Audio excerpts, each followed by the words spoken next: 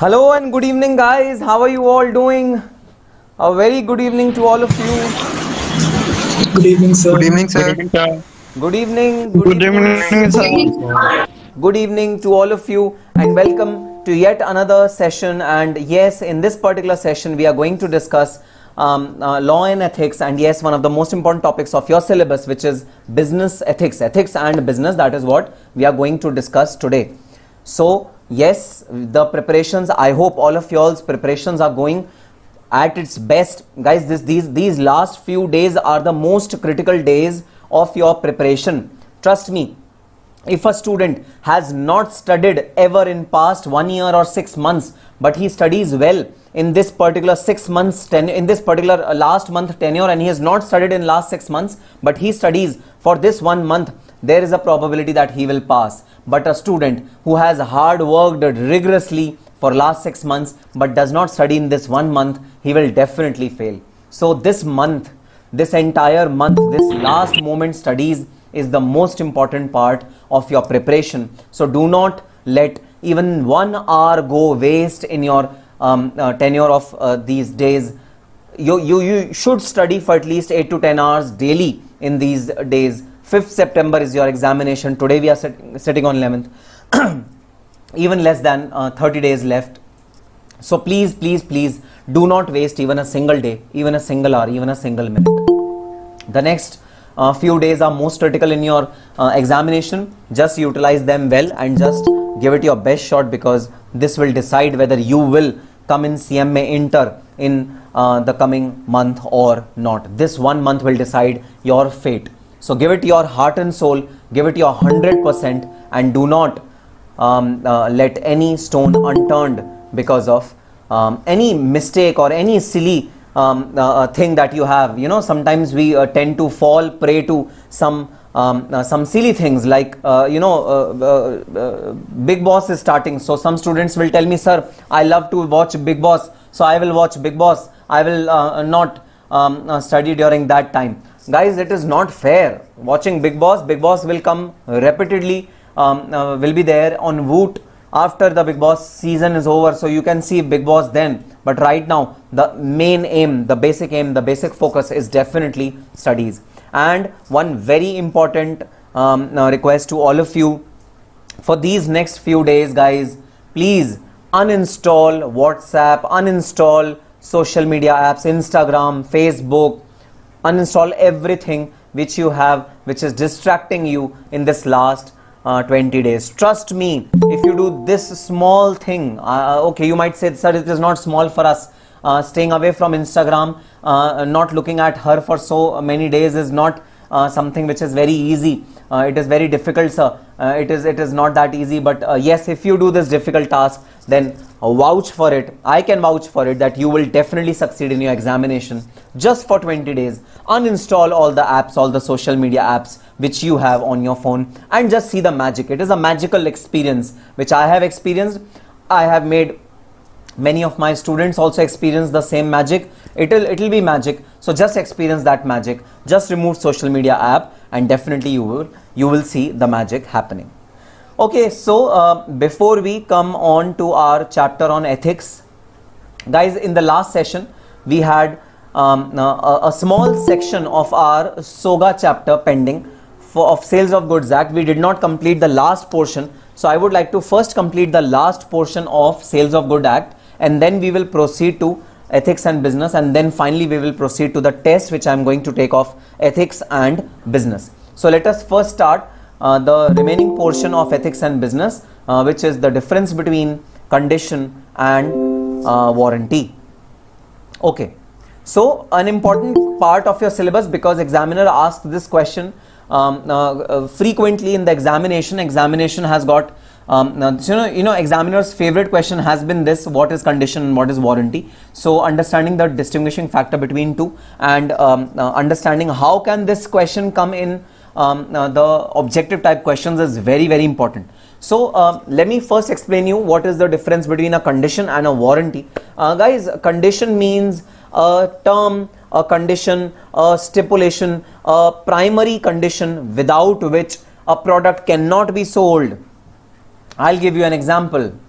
if suppose I am a seller of a mobile phone, then the primary condition of a mobile phone is that I should be able to hear voice of the other people and I should be able to make calls from that mobile phone.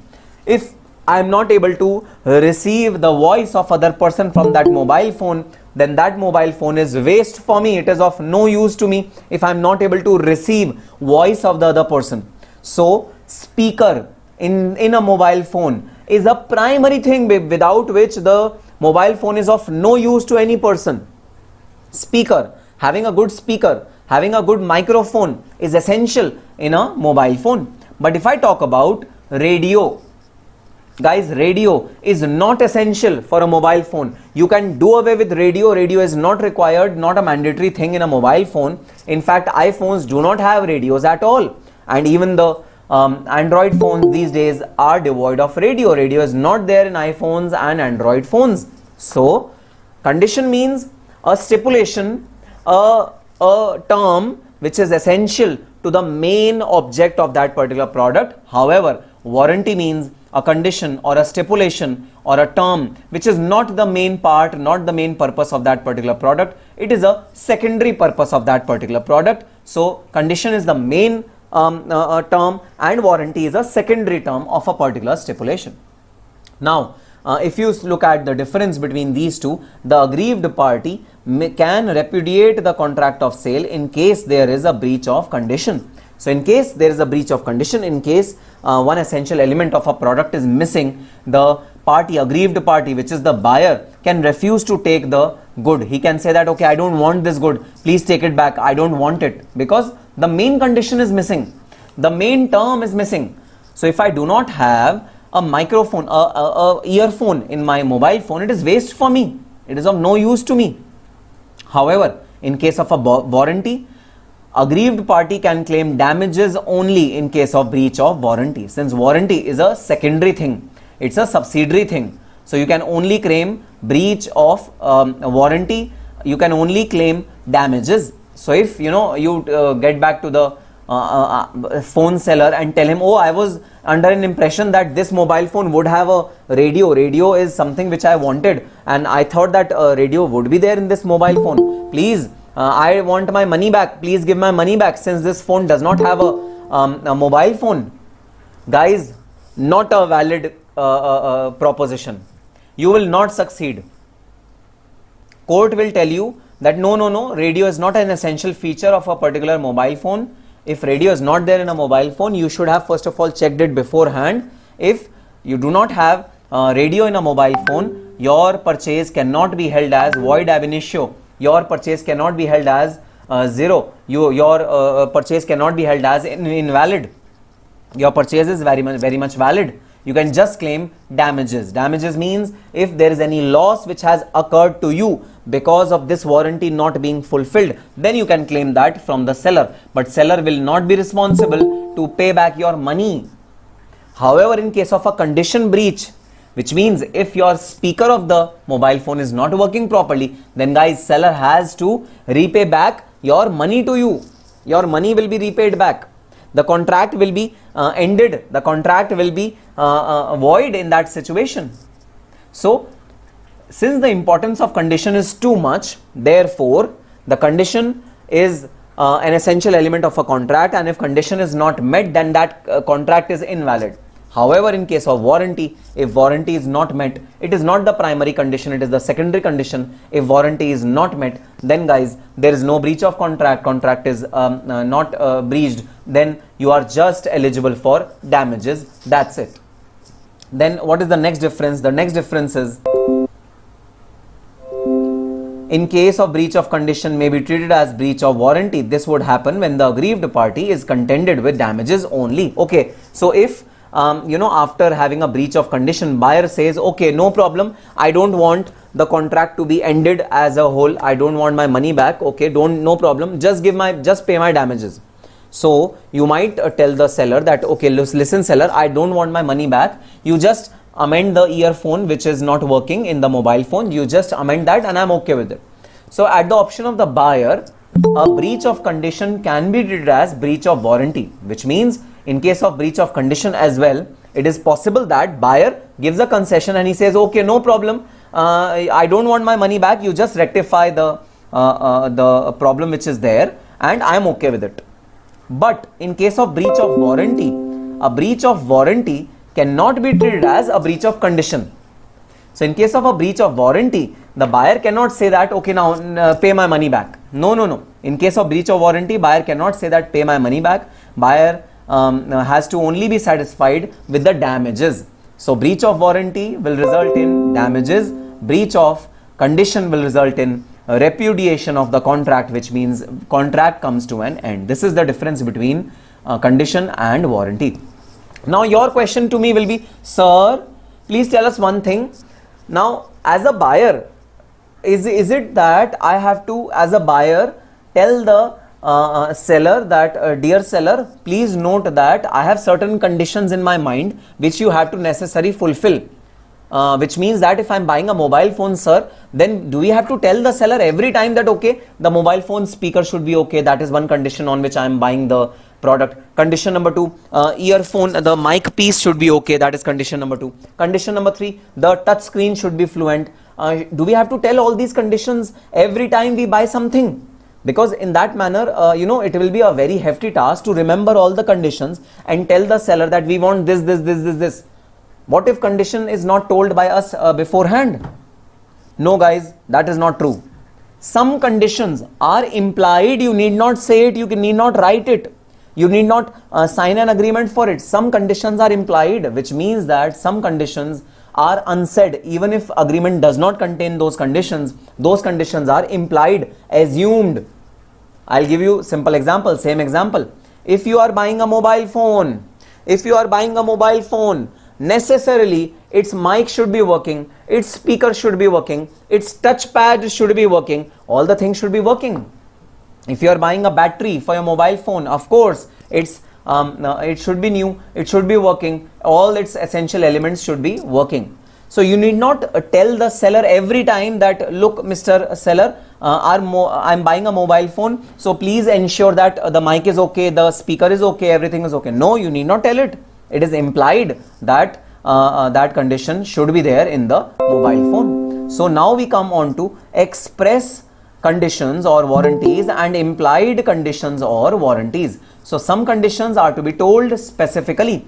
For example, I'll give you an example. So guys, if you want a cover for your mobile from the same store, then you have to tell the seller, dear seller, I want a cover for this mobile also. I don't only want the mobile, I want the cover also. You have to tell it. The seller is not going to assume that you want a cover for your mobile phone.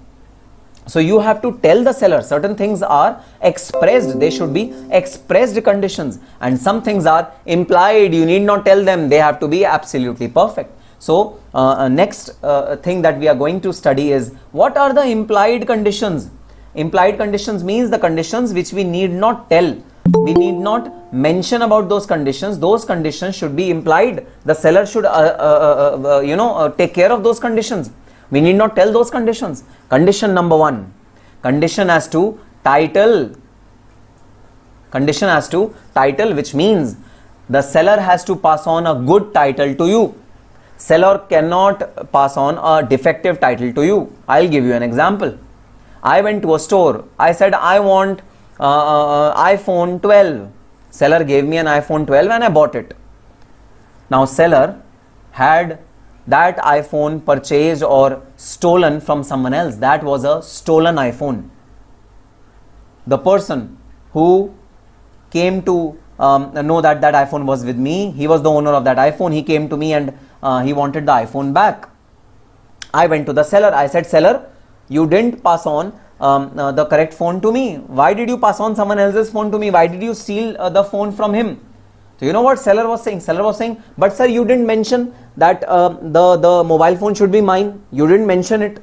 If it was a condition, you should have mentioned it, that the mobile phone should be mine. I thought you want any mobile phone, so even stolen mobile phone will be okay. I thought this, you didn't mention the condition.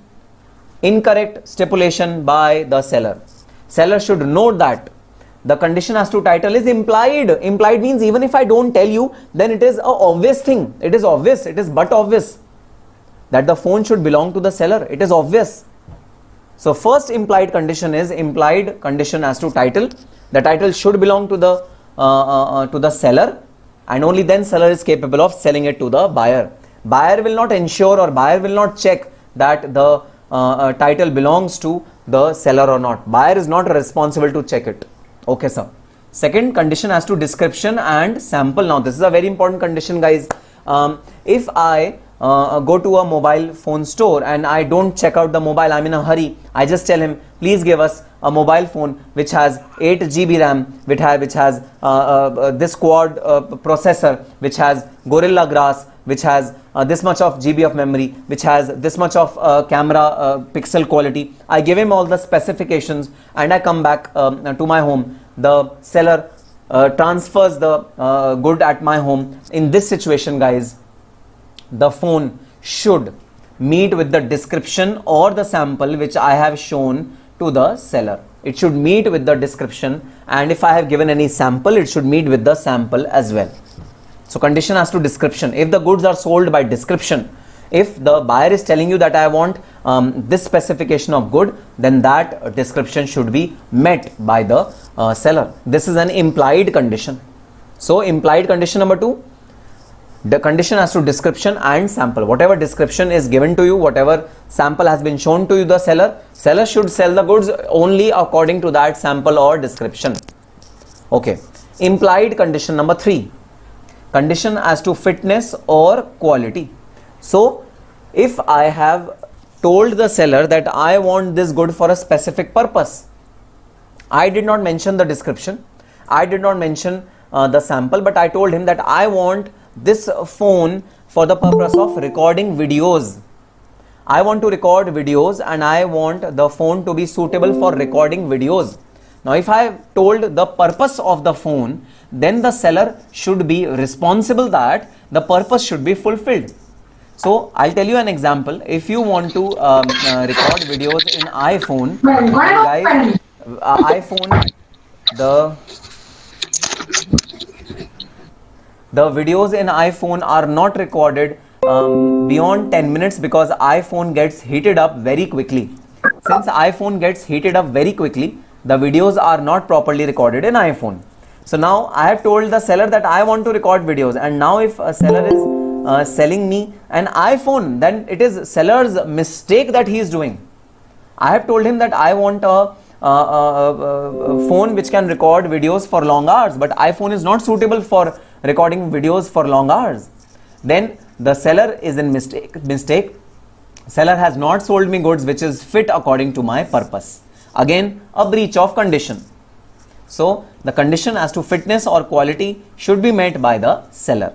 Then condition as to merchantability. What is merchantability? Merchantability means the goods which are purchased should be good enough to be sold in open market. So tomorrow if I am wanting to sell my iPhone in open market, the good should be good enough, well enough to be sold. The good should be of merchantable quality, which means I should be able to sell this good. It should be fit to sale. So, tomorrow no one should come to me and say, no, this particular good is not saleable. So, salability of that good is an implied condition. The good should be saleable in market. I'll give you an example. Suppose I want to buy an antique which is very, very expensive and which is there at a particular shop. Now, the shop owner tells me, sir, you please take this antique, take it to your home. But sir, this antique is smuggled into India. This antique is smuggled into India. Therefore, you will not be able to sell this antique. If you sell this antique further, then you will be caught by police. Police will take you to jail. So please, sir, don't try to sell this antique ever in future. Now, this is wrong. This is wrong. Every good should meet the condition as to merchantability, which means the good should be fit for selling it further whenever I want to sell it in future. The good should be absolutely fit to be sold in future. And yes, Pratik Chintu has given the right answer. It should be fit to be sold. Then last implied condition is the condition as to wholesomeness. Wholesomeness means the goods which are eatables. Eatables means any good. You want to eat burger, you want to eat pizza, you want to eat French fries, you want to eat tacos, you want to eat any good stuff. Then guys, that good stuff should be free from any poisonous substance or any defect. Because when you eat stuff outside, so when you go to McDonald's, you are trusting that the McDonald's mayonnaise which is spread in McDonald's burger, or the lettuce which is there in a McDonald's burger, that is not spurious, that is not poisonous. You are assuming that, right? So this assumption is very, very true. This is an implied condition. The seller should make sure that his food content is not damaged, his food content is not poisonous. This is something which is to be ensured by the seller of a food product. So the condition as to wholesomeness is applicable on foods. Then there are certain implied warranties also. The implied warranties are: warranty number 1, the implied warranty as to quiet possession. Quiet possession means the buyer should be able to enjoy the possession of that particular product in quietness. There should not be any disturbance which is available to the buyer once that product is sold to the buyer. This is implied warranty. I'll give you an example. Okay, now I bought a house, and in that house, after I bought it, I realized that there are other people who are actually coming to me daily, and they are saying that oh no, please please vacate this house. This house is not your house, this house is our house. So people are coming and irritating me. They are disturbing my possession, they are disturbing my right to use that particular property, and this is an implied warranty, guys. So seller should make sure that whatever he sells to another person, the another person should enjoy its quiet possession. Quiet possession means the buyer should be able to enjoy and should be able to take the pleasure of that particular property. Okay, so if a person is not able to take pleasure of that particular property, then it is a breach of implied warranty. I'll give you another example. All these telecom companies, they are selling the telecom SIM cards to all of you. You buy Vodafone SIM card, Vodafone Idea SIM card, Airtel SIM card. Those SIM cards are not always new numbers.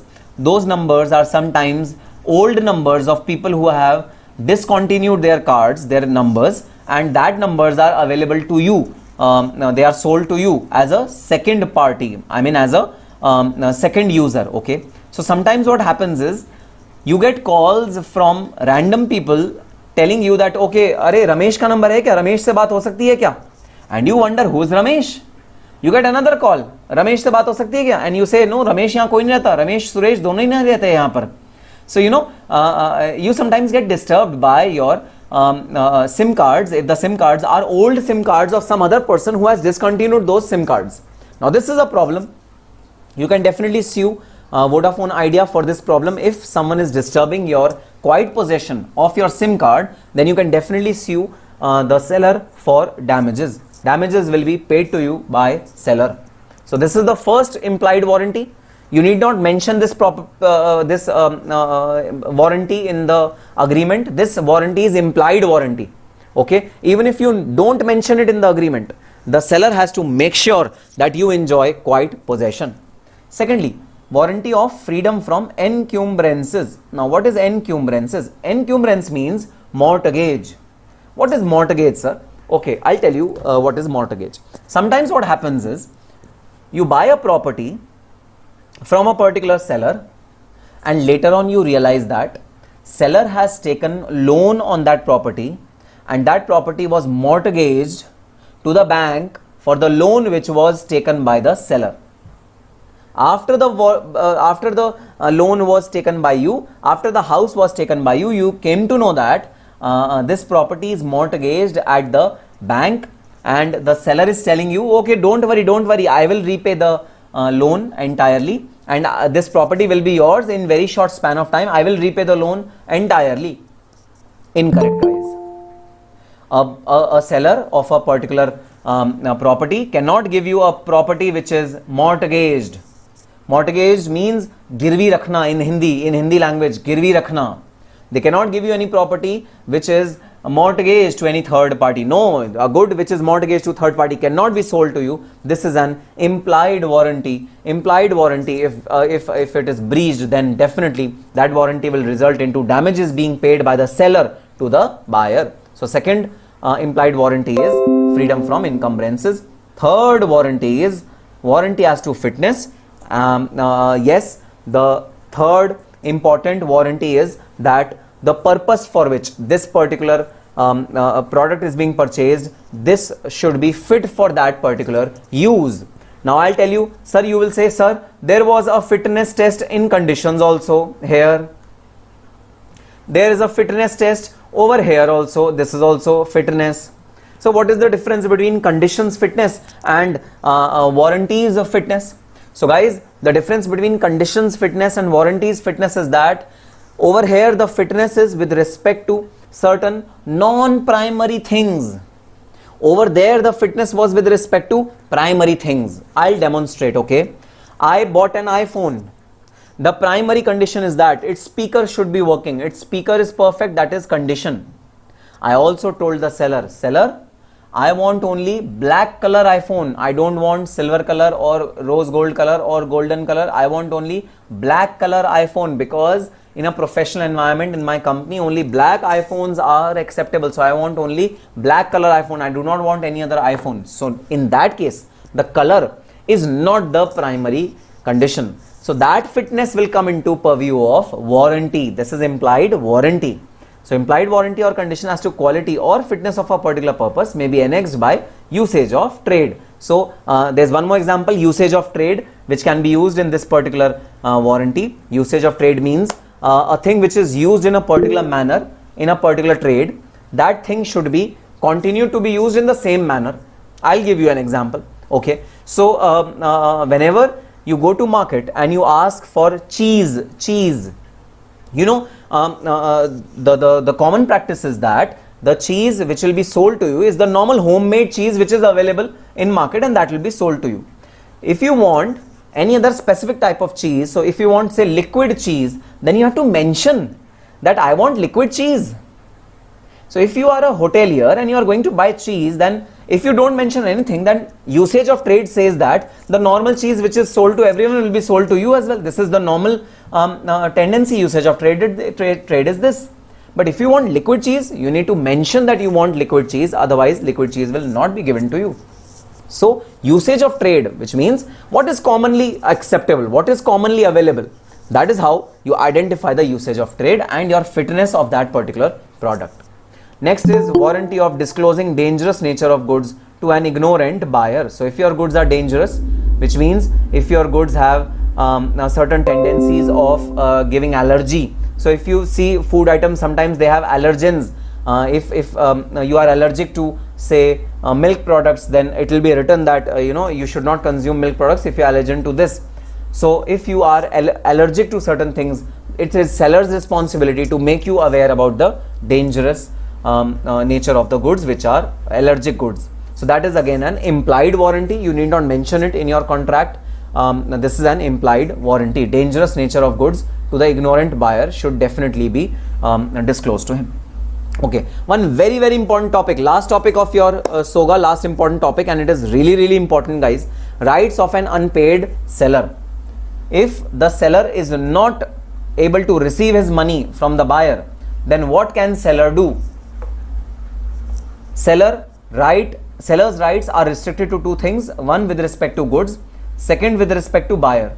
So what can seller do with respect to goods is the first deliberation that we are going to do, and what can he do with respect to the buyer, that is the second deliberation which we are going to do. Now first of all, what is the right of an unpaid seller with respect to the goods? Which means that what can the unpaid seller do with respect to the goods for which his payment is not received? So if buyer has taken the good on credit, and if the seller has sold the good on credit, and if buyer does not repay his money, then what can seller do?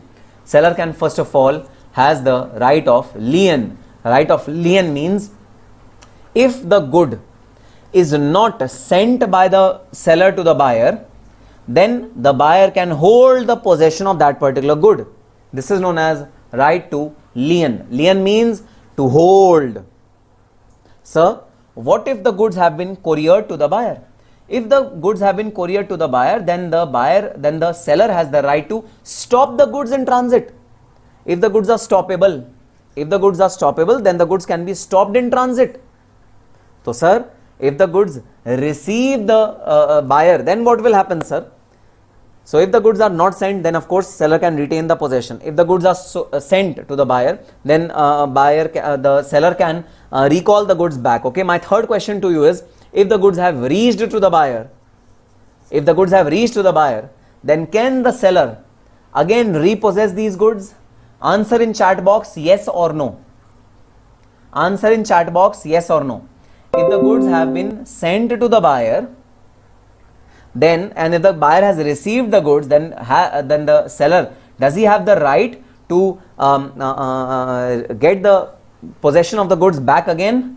Answer in the chat box. Okay, there are many yeses and there's one no. Akanksha says a no. Okay, Akanksha says a no, Vidhi says a no, Vinaya says a no, Chirag says a no. Very good, Chirag, brilliant, superb. Who else? Pooja says a no. Okay, who else?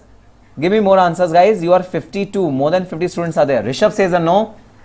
Okay, Ayushi says a no. So yes, the correct answer is no.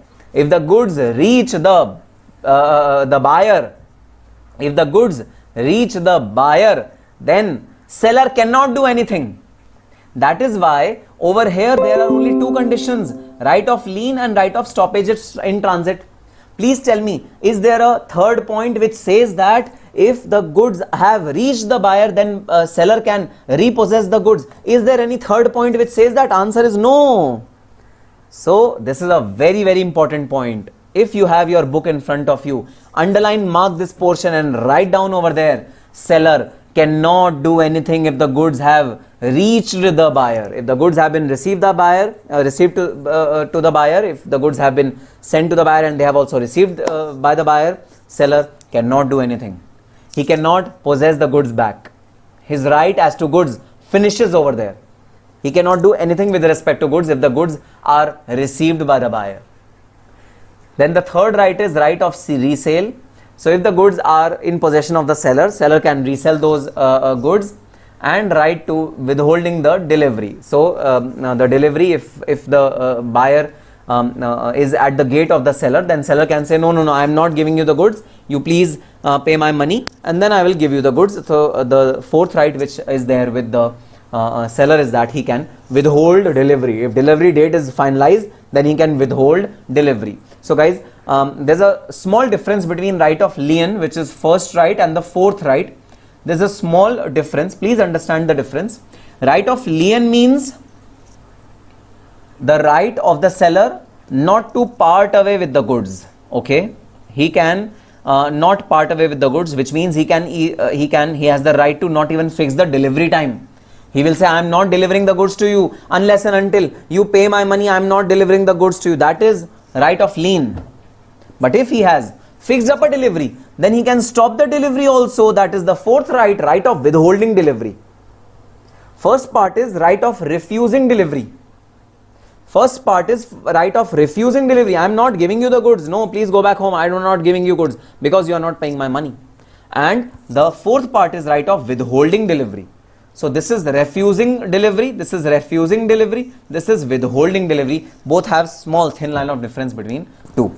Okay, then against the buyer. Now if the goods have been received by the buyer, then the seller cannot exercise right against the goods. This is out of question. Then if the goods have been received by the buyer, then this is out of question. Then the rights which are available with the seller is rights against the buyer. What are the rights which are there against the buyer? Suit for price. Suit means legal case.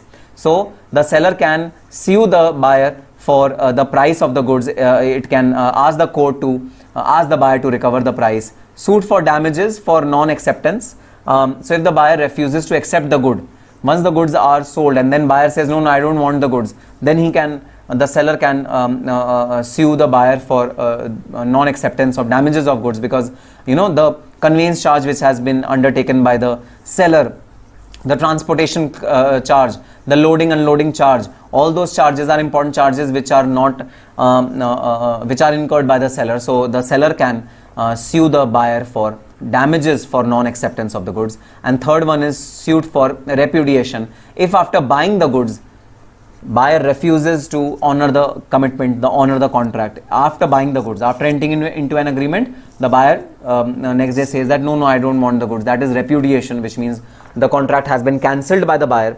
Then again, the seller can sue in the court that the buyer has already committed that he will buy, but he is now refusing to buy. So that case can be done against the buyer. Suit for interest. If any interest has been a part of the agreement between the buyer and the seller for late payment of the consideration. If any interest was payable by the buyer for late payment of consideration, then that interest is to be payable by the buyer to the seller. So suit for interest is the fourth remedy which the seller has against the buyer. Guys, please note, there is no remedy which says that the seller has the right to repossess the goods. No. Seller does not has the right to repossess the goods. Seller cannot repossess the goods. Seller does not have the right to repossess the goods. This is a very, very important element which you should take into consideration while studying the rights of an unpaid seller. Okay, so that's all for the last session which we did, and we did the test also. So that's all for the last session. Now we are going to start today's session, and today's session is based on ethics. Today's session is based on morals. Today's session is based on value. Sir, we don't believe in this ethics and value and moral, sir. Our life is absolutely immoral. Sir, we believe in immorality. So whatever we find good, sir, we do that. This is all immoral. These things are irrelevant, sir. No, sir. These are not relevant things. Guys, in practice, whatever you do, whatever immoral activities you do, whatever unethical behavior you do, I don't care. But when it comes to your business, when it comes to law, when it comes to commercial transactions, then ethics is the most important thing that you should take care of. Because in business, ethics are very, very important. If you are not following ethics in business, then your business will not last for a very long time. It will last for a very, very short span of time. Over here, I want to quote a very interesting incident which happened in Tata Industries. So I hope you are aware about the Tata group of companies. It is one of the most renowned groups of India, which is into several things, vehicles, automobiles, commodities, minerals, natural resources. Tata's is into multiple businesses, and it's a very, very big group. So Tata's is one of the best groups in the country, which is A1 in its ethical standards also. If you talk about ethics, then Tata's is in top of the list of ethical companies of India. Tata does a lot of social work for its people, and ethically it's very, very a good company. So I'll tell you an incident which happened in Tata. So guys, in 2011, there was a terrorist attack in America. Osama bin Laden, a terrorist from Afghanistan, actually Taliban, crashed two planes in World Trade Center. World Trade Center were the two highest buildings in United States of America, which was the hub of trade, commerce and business in the entire world. United States of America, being a developed country, was the hub of having multiple businesses in its premises of World Trade Center. They were located in New York City, and both these World Trade Centers were crashed by airplanes by this terrorist called Osama bin Laden. Soon as this incident happened, the companies of the world became bankrupt. Their businesses went down. They became terribly debt-ridden. Debt was too high in these companies.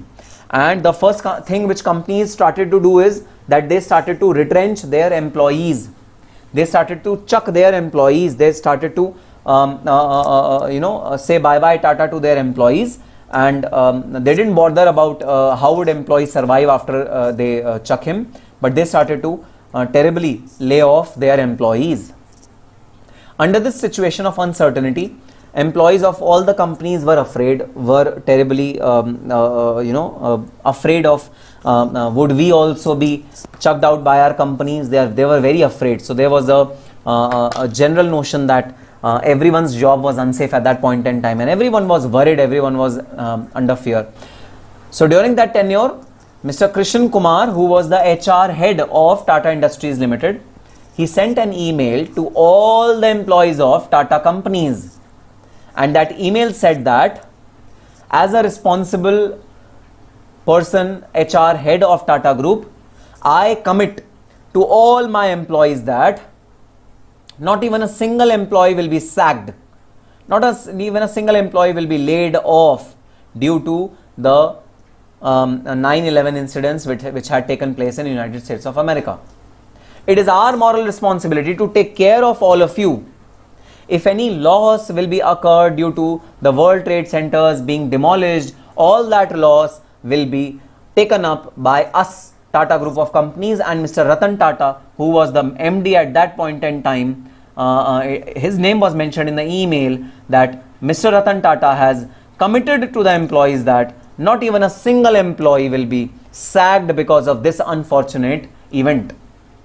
Now guys, let me tell you very frankly, it was not the responsibility of Tata Group to not to sack people. I mean, if the company is not working well, then there's no alternative but to sack people. This is a normal tendency, this is a normal thing which happens. But no, the ethics, the values, the morals which Tatas work on, those morals did not permit the Tata Group to sack their employees like this and to leave them unattended. Their morals, their ethics did not permit it. And that is why Tata Group is one of the most loved groups in the country, most prosperous groups, most growing groups in the country's Tata Groups. So yes, ethics and business are really important to be followed. They are both mixed, intermingled with each other, so you have to really follow them well. And ethics and business are two faces of the same coin. If your business is not ethical, then your business will not survive. So you should follow ethics in your business. Now let us start the chapter business and ethics, and the first topic which we are going to discuss is morals and ethics. Now when you hear these two words, you would feel that sir इन दोनों में क्या फर्क है, ये तो बिल्कुल same है sir, इन दोनों में कोई फर्क ही नहीं है. There is no difference between ethics and morals, sir. Sir, what is the difference between morals and ethics? These are one and the same thing. No, they are not one and the same thing. Okay, let me tell you why they are not one and the same thing. Okay, our parents always teach us that we should not lie to anyone, we should speak the truth. Our parents always teach us, but when we grow up, then we realize one alteration or one version of this particular statement, and the alteration is this: if a truth or if a false statement benefits someone and it is not harming someone else, then that lie is equivalent to truth. So the principles, the main broad principles are the morals, which in my example is do not speak lie, always speak truth. This is the moral. But the ethics is personal applicability of morals, how we personally apply morals in our case. That is personal applicability of morals. That is known as ethics. I'll give you another example. I gave a pravachan in the starting of the lecture that please delete all your social media accounts. Do not see any social media account till your examination. But there is a very smart guy in our group, guys. Chirag Patni is his name. He belongs to Haldwani. He is very smart. He tells me that sir, okay, your principle is absolutely okay, your moral is absolutely okay, but I will apply it differently. Sir, what will I do? I will fix 5 minutes per day timer on each of my social media account. So I will not be able to see any of the social media account beyond 5 minutes. Using that, your purpose will also be fulfilled, that I do not spend more time on social media. My purpose will also be fulfilled, that I want to see her face at least once a day. At least once a day I want to know what has she put in on his story or on her post. I want to see that. That objective is also fulfilled. So sir, I am following your moral, but I am modulating or I am articulating that moral which you gave me in my way, the way I want to apply that. I am articulating that particular moral in my way. So ethics are my way of following the morals. Morals are the broad principles, and ethics are my individual way, are my own way of following those morals. So take care of your employees. This is a moral. Take care of your employees. This is a moral. How has Tata imbibed it in ethics?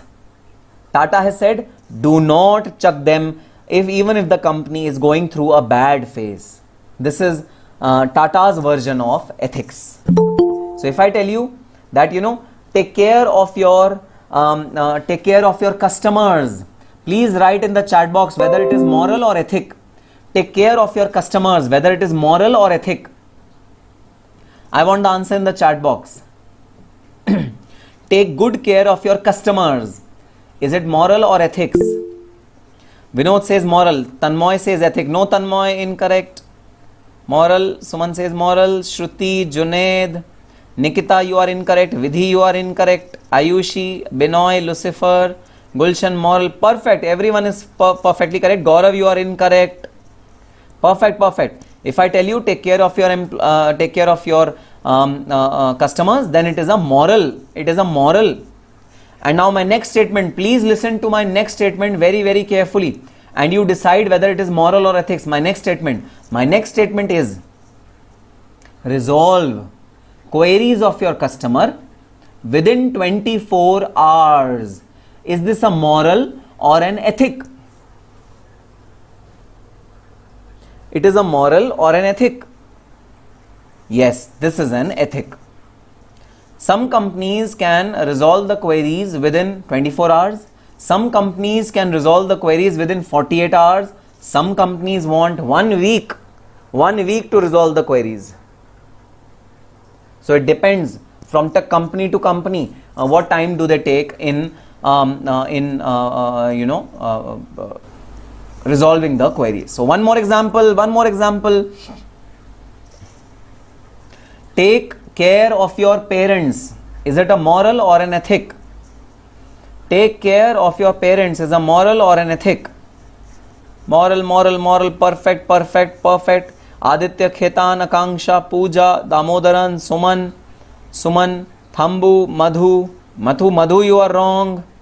Vinod, Jaswant, Khushal, Vinaya, you are absolutely right. All of you are absolutely right. This is moral. Perfect. Okay, statement number 2.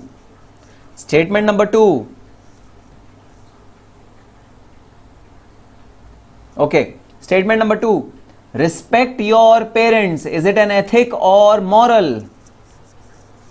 Respect your parents. Is it a ethic or a moral? Yes, it is again a moral. It is a moral. Yes, moral. Absolutely moral. Damodaran, you are incorrect. Yes, it is a moral. Okay. Now my next statement. Yes, it is a moral. You are right. Absolutely right. This is a moral. Next statement is, touch feet of your parents daily in the morning. This is a moral or an ethic? Rakshit is saying, Chirag is saying it is a moral. Okay, Chirag. So it is a moral or an ethic? Touch feet of your parents daily in the morning. Is it a moral or an ethic? This is a ethic. This is not a moral. Moral is respect your parents. But touching feet daily is not a moral. It is not a broad principle. It is an ethic. It is your individual way of showing respect to your parents. So this is an ethic. This is a personal choice. Yes, Jaswant is absolutely right. This is a personal choice. If this is a personal choice, this is an ethic. Some student will say, okay sir, I show respect to my parents, to my mom, by asking her not to cook for 1 day in a month. 1 day in a month we all eat outside and we give rest to our mother, and we say that please don't cook food for us. That is ethic. That is your personal choice. How do you want to show respect to your parents? So that is the demarcation between ethics and morals. So ethics is an ethikos, which means character. Character is the word which goes with ethics. Then the root word in Greek is mos in case of morals, which means custom, which means what happens usually. That is custom. Deals with what is wrong and right. Both wrong and right conduct is being dealt with in ethics. However, in moral, the principles of right and wrong is considered. So, ethics is more concerned with a particular activity. However, moral is concerned with a principle. It is not concerned with an activity. Ethics is an activity, what you personally do to fulfill that moral, that is activity. So deals with individual character. So every person has a different way of following a particular moral, but the moral is a custom set by group. Entire group follows a particular moral in a proper way. Characteristic is personal attribute. Characteristic is personal. It depends on person to person how that person follows that ethic. And customs are determined by group, some authority like religion or culture. Religion or culture is the things which drive morals. Ethics is the response of an individual to specific situation. So ethics is the response of an individual to a situation. So if I tell you respect your parents, then you should choose how to respect your parents. Okay, it is your response to a particular situation. However, morals are general principles. For example, you should speak the truth. They are general principles. Okay, so 2013 this question came in. Evolution of ethics. Where did this ethics come from? Ethics has come from society over hundreds of years back. So ethics has come from the concept of society. When we live in a society, when we get benefit from a society, then definitely we should also give back to society. This giving back of society behavior is ethics. So acceptable behavior is promoted and elevated as a social value, and unacceptable behavior is rejected and commended. So when you are in public, you should not abuse. This doesn't mean that when you are in personal, then you should abuse. Doesn't mean that on your phone you are doing ma behan with your friend. No, not acceptable. But when you are in public, then definitely you should not abuse. That is an unacceptable behavior. So ethics has come from society itself. Now this is very, very important. Please mark it as very, very important. 7 principles of public life. First of all, you need to understand what do you mean by public life. Public life means whenever you hold an office which is dedicated or devoted to people, which means you are an MLA, you are a MP of a particular area, and your responsibility is to serve the people of your country. If you are in army, if you are in air force, you are in military, then your responsibility is towards public, towards the civilians. When you hold a public office, when you hold a position where you are doing something for the public at large, then you should follow these 7 principles very, very religiously. No one will teach you to follow this. It is your ethics. In Hindi it is known as अंतरात्मा, आत्मा की आवाज. आत्मा की आवाज सुनना होता है. आत्मा की आवाज कई लोग दबा देते हैं. आत्मा की आवाज को दबाना नहीं होता, आत्मा की आवाज को सुनना होता है. So that is your अंतरात्मा की आवाज. So this अंतरात्मा की आवाज is very, very relevant in case of situation where you are holding public offices. When you are a politician, then your antaratma ki awaaz has to be very, very loud, and it has to be listened by you very, very carefully. Antaratma ki awaaz is very, very relevant for you when you are holding a public office. Now what do you mean by antaratma ki awaaz? What are the 7 things which are constituting in antaratma ki awaaz? Number 1, selflessness. Now whenever you are holding a public office, you should not be fulfilling your personal gain at the stake of someone else. So what happens is, if you are building a dam, then you and contractor, you are a politician, you are building a dam, and you hire a contractor, and contractor tells you that okay, I will put some bad quality cement in the dam. Okay, you pay some money to me, and I will pay you some rishwat. Give this contract to me, I will pay you bribe. Contractor is telling the politician, and politician says okay, you please apply bad quality cement, some cheap cement, and I will pay you money of expensive cement, and then you give me commission. This is selflessness. This is selfishness. You cannot do this. You have to be selfless. You cannot have personal gains or monetary gains for themselves, their families and their friends. You cannot do that. Selflessness is the first principle of public life. Second principle is integrity.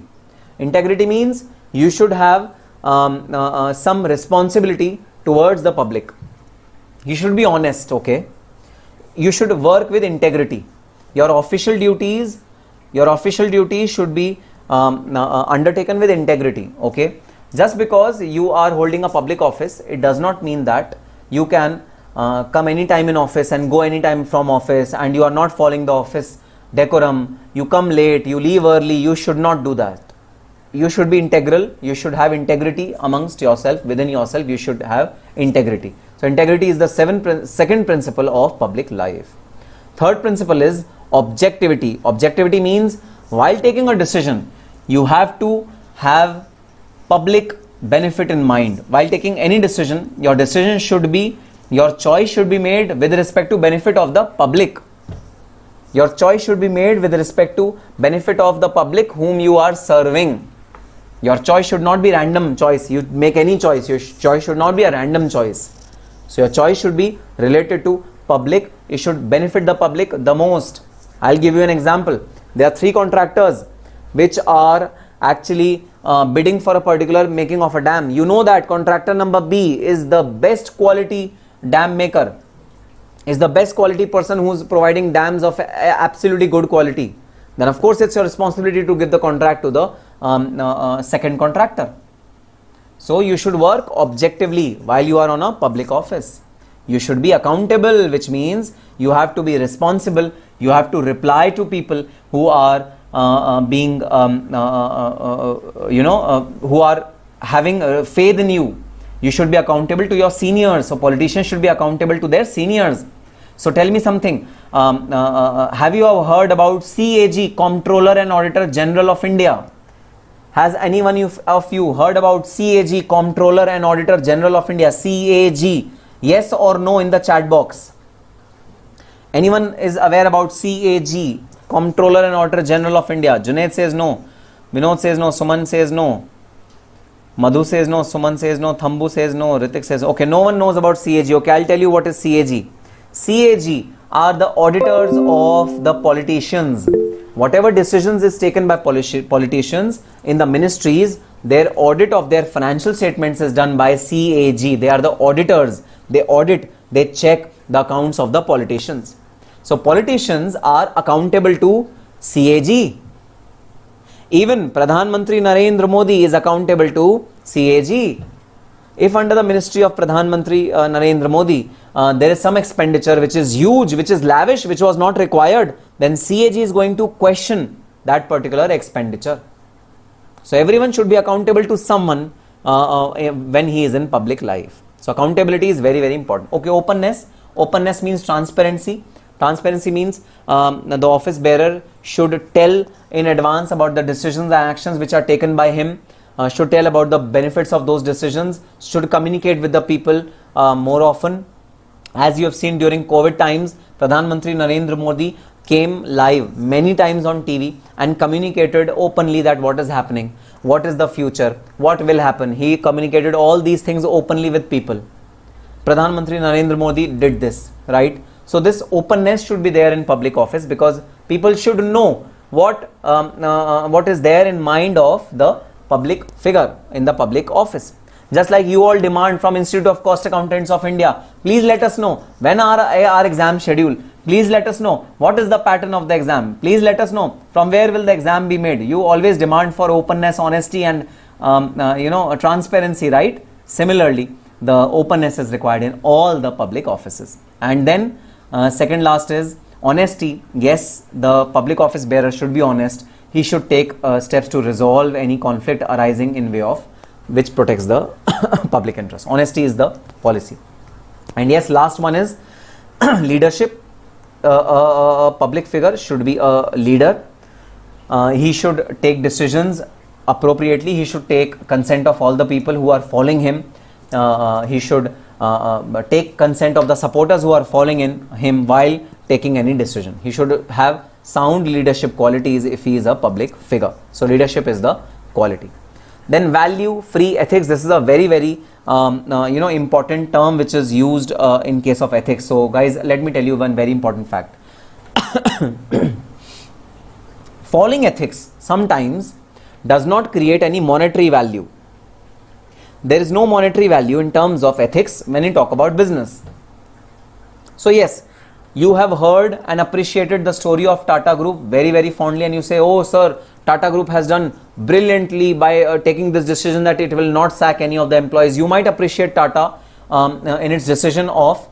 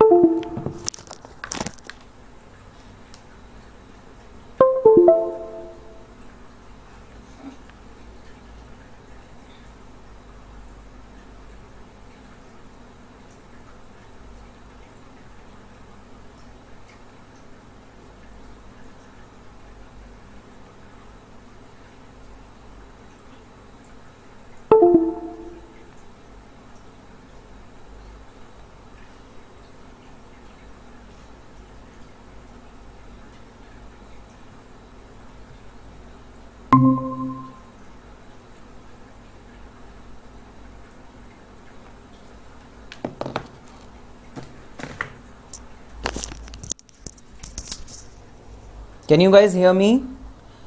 I Yeah, lost sir. my network. Yes, sir. Yes, sir. Okay, okay.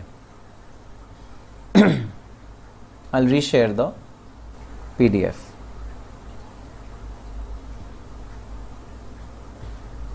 Okay.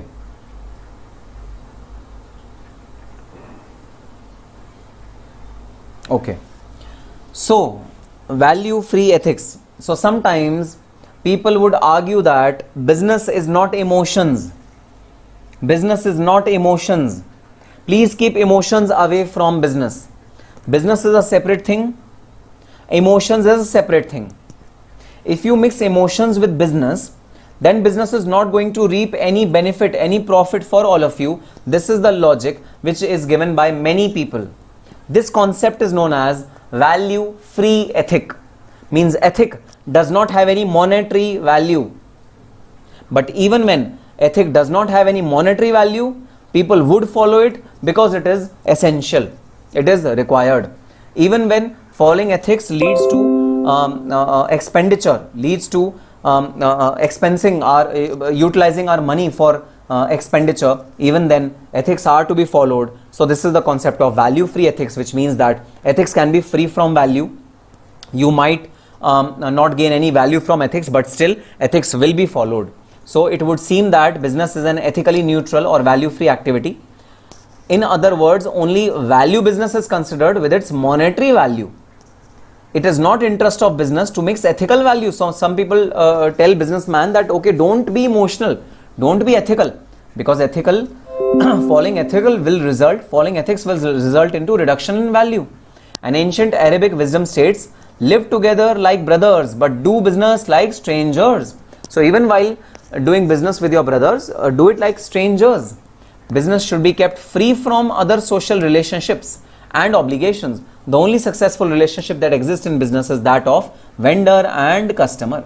But guys, this entire concept is not true in today's world. In today's world, emotional... Sir, your voice is breaking. Hello, hello. Is my voice still breaking or am I audible to all of you? Sir, your voice is not clear. You are audible. So still lagging. Lagging, the voice is lagging. Yes, sir. Yeah, sir. Yeah. Yes, sir. Yes, sir. Okay. Let me check.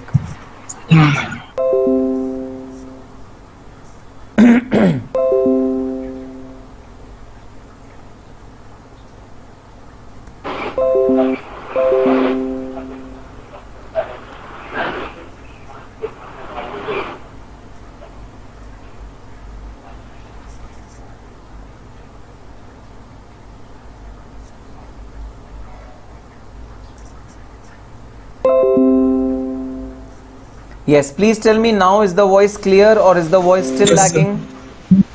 It's clear. Now is it okay? Okay, great. Okay, so I was telling you that it is a thing of past that people used to think that ethics is of no value and you should not follow ethics, because following ethics will lead to a loss of money. Business is not emotion. Business is pure monetary value. But no, that is not the concept now. Now concept has changed completely. Now ethics is an important part of any and every business.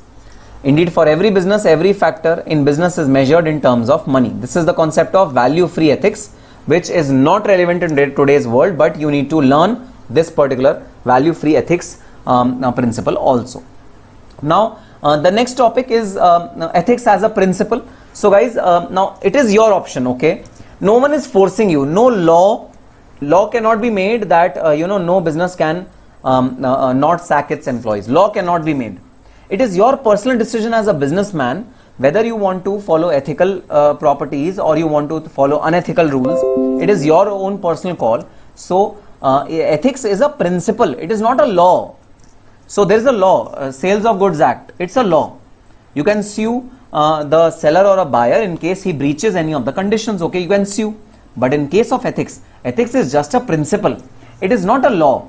So if Tata Industries Limited sack a particular employee during the downtrend of economy, then the employee cannot go to court and tell the court, okay, why has they sacked me? They cannot sack me. He cannot go to court and claim that. So ethics are not laws, they are principles. Principles means you may follow them, you may not follow them. It is your option, it is your choice. We cannot impose the ethics on anyone. It is your personal choice. Okay, then there is a relationship between ethics and law. What is the relationship between ethics and law? So relationship between ethics and law is, sometimes law institutionalize ethics. I'll give you an example, okay? In India, if you are chewing betel leaf, you know what is betel leaf? Please answer in chat box if you know what is betel leaf. In chat box, please tell me what is betel leaf. In Hindi, what is known as betel leaf? No one knows. You eat betel leaf after food, after having food. पान, उपाध्याय साहब को ना पता हो ऐसा कैसे हो सकता है भाई? Very good. So sometimes once in a while we enjoy having pan, meetha pan, okay? In India, it is very very common to spit on road. Sometimes when you walk on road, the road is absolutely red. It is absolutely red because of the spit of pan which is there on the road, okay? Now it is ethical not to spit on road after eating pan, or not to spit on road at all. It is ethical, but it is not illegal. In India you cannot be fined. So if I am walking on road, I am having pan and I spit on road, okay, then I cannot be sued. Indian cobra, what is Indian cobra? Indian cobra is name of a pan, Jaswant Lohar. I am not aware about this Indian cobra. So you can spit on road, okay, no one will fine you, no one will sue you. This is your ethics. It is your moral responsibility that you do not spit on road. It is your moral ethic that you should not lit on the road. Some people eat chips, lays while traveling in a bus, and when the packet is over, then they will pull the window and they will throw the packet out of the bus. This is your ethics. You should learn the ethics that you should not loiter the road, you should not throw your garbage on the road. It is your ethics. But guys, in certain countries like Singapore, it is illegal to spit on road. If you spit on road, if you are eating kheni or if you are eating tulsi and you spit on road, you will be charged a hefty fine.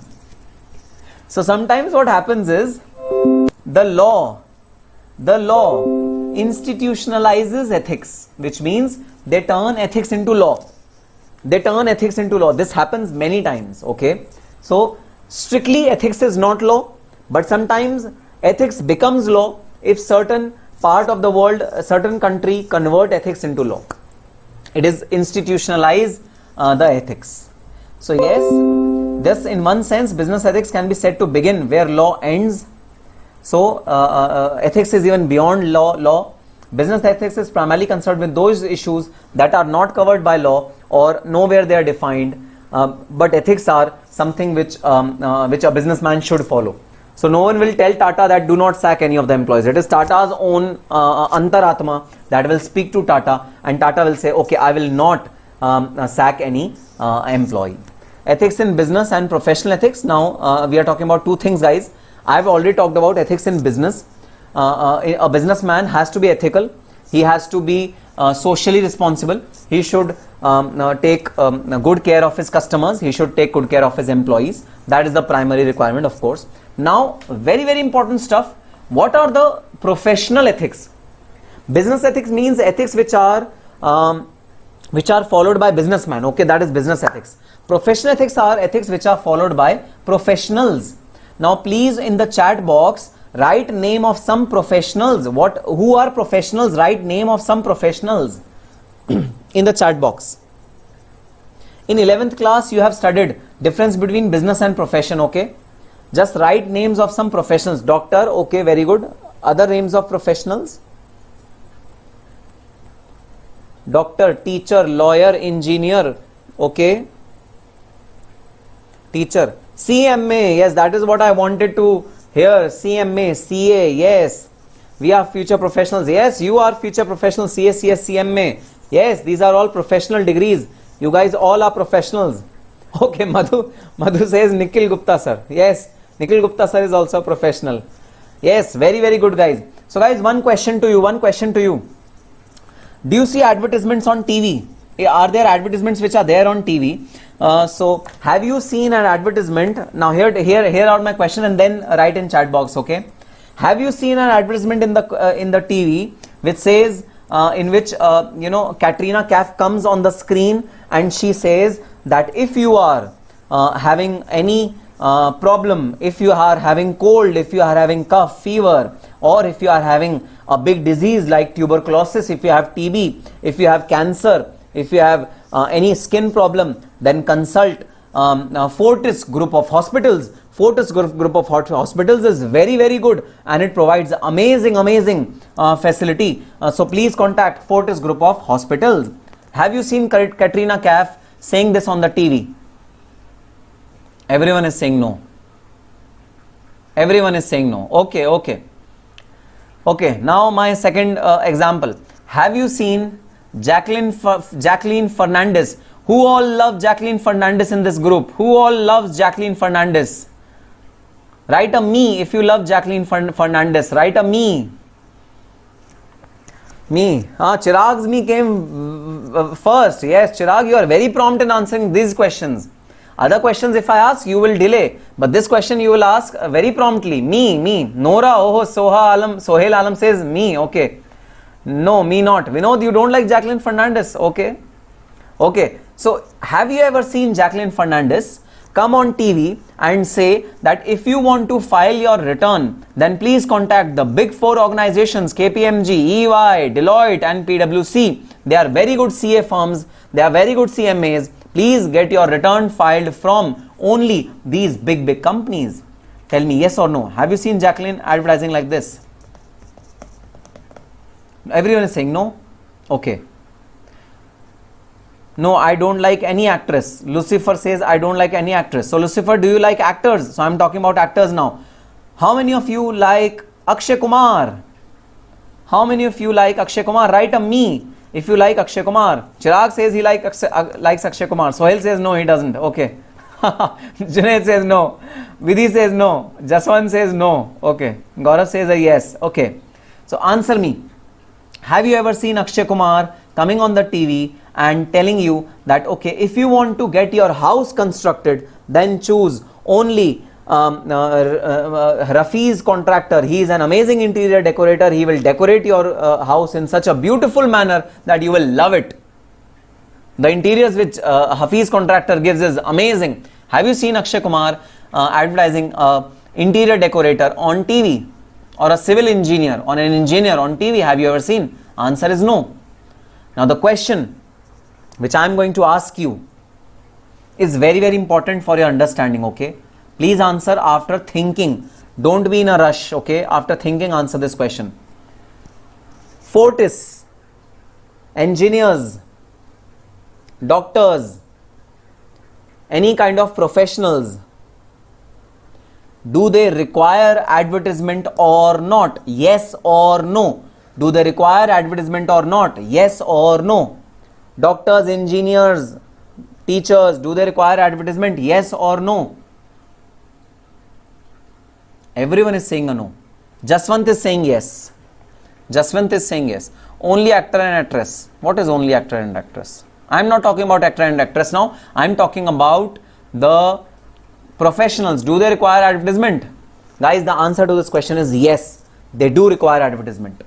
Fortis Hospital requires advertisement. Engineers requires advertisement. Chartered accountants require advertisement. There is no person in the world who doesn't require advertisement. There is no one in the world who doesn't require advertisement. Everyone needs advertisement.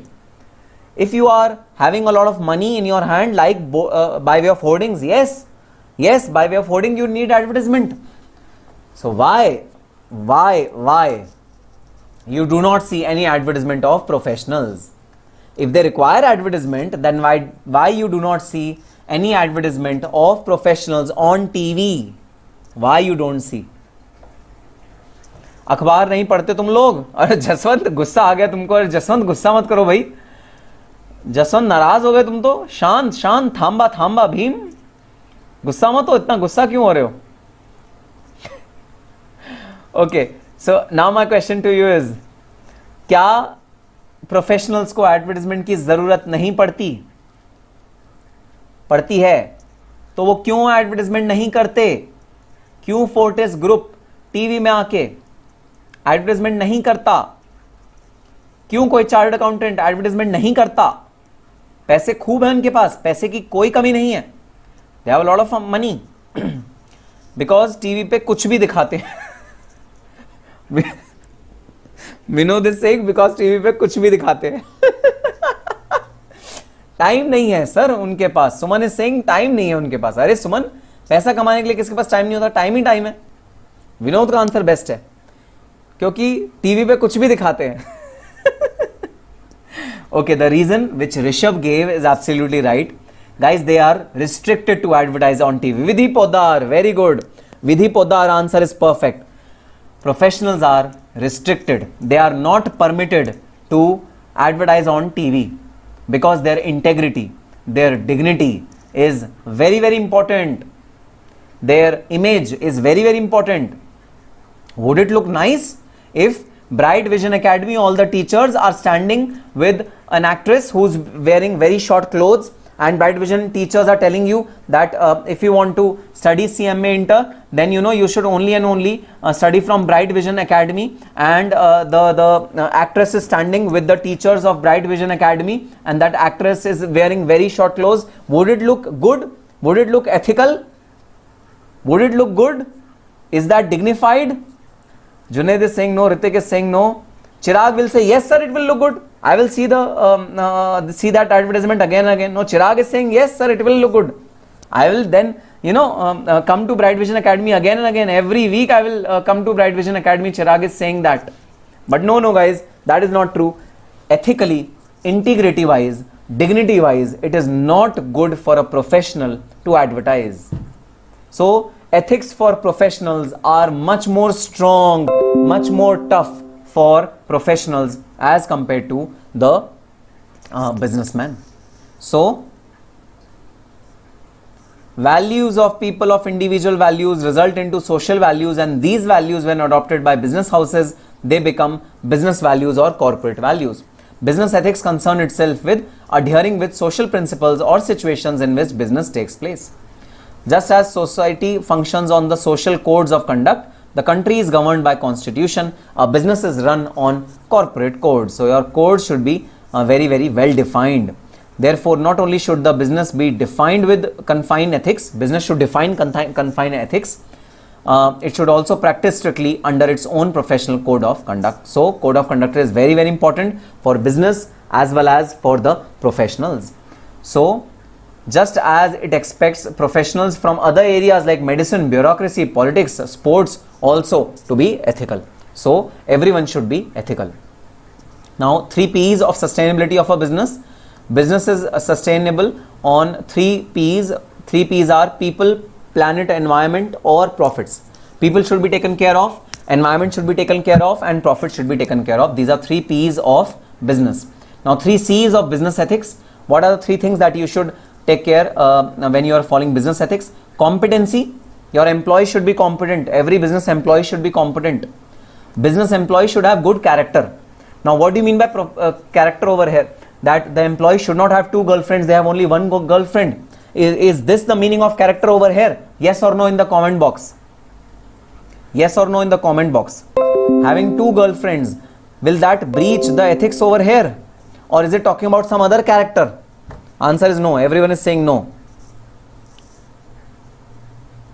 Nalayak. All the boys are saying no. Nalayak boys, even that is ethics, okay? Yeah, that is not business ethic, but that is ethics. You should not have 2 girlfriends. Nalayak. All of them are nalayak. So over here, character means that the employees should be truthful, the employees should be honest, they should not siphon off money, they should not give false hopes to the customer. All these things are character of a particular employee or a business. Then compensation. Employees should be given adequate compensation and remuneration. These are ethics. These are ethical values of any business. Needs or advantages of business ethics. You need to stop business malpractices. That is the first advantages of following ethics. Businessman should not charge high amount and give less quality to the customers. That is important part of business ethics. So you should stop malpractices. That is first part. Improves customer confidence. If you have ethics, if you are ethical, then customer confidence will increase. And trust me, Tata company's shares underwent a lot of increase after this incidents happened, where people reposed their confidence in Tata. Their shares increased. So customer confidence increased. Share prices are also increased when a business follows ethics. Survival of business, which means long-term benefit of business, long-term utility of business is very much survival is done only when business follows ethical standards, only when business does ethical things, then business survives in long run. Safeguarding customers' right. So customer rights are safeguarded when business follows ethics. Customers are happy. It protects employees and shareholders. Employees are protected and shareholders are protected. Employees are protected because they get adequate remuneration. Shareholders are protected because they are sure that company is not doing any hanky-panky stuff. They are doing some good stuff. Shareholders are also confident. Develops good relationships. You develop good relationship only when you are ethical. Only when you do the right thing, then the proper relationships are developed. Image is increased. Your good image increases. Smooth functioning. Your functions become smooth. Your activities become smooth. Customer movement. Your consumer will not move. Your customer will grow. Consumer will grow. They will not go to someone else if you are ethical. Consumer satisfaction. Consumer is more satisfied with a good businessman. Importance of labor.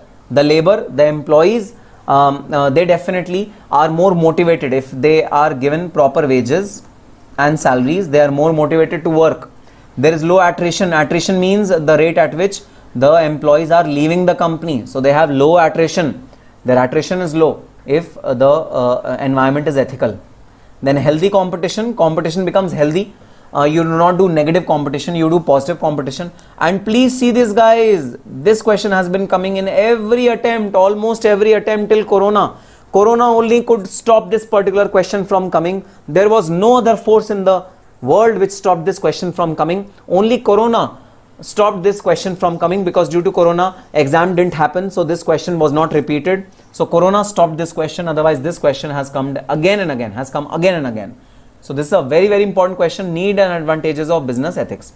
Sir, do we have to remember all of them? No, don't remember all of them. Just remember 8. That's it. Okay. Test time, guys. The chapter is over. Now let us see the test. Please open your cameras, and you should have your registers in front of you. That's it. Please open your cameras. Test time. Let's see. Oh, Rishabh has left. You know, as soon as you hear test, many people just leave the room. Rishabh Upadhyay, we will take his class in the next session. Okay. So just open your cameras and have your registers in front of you. Please open your cameras.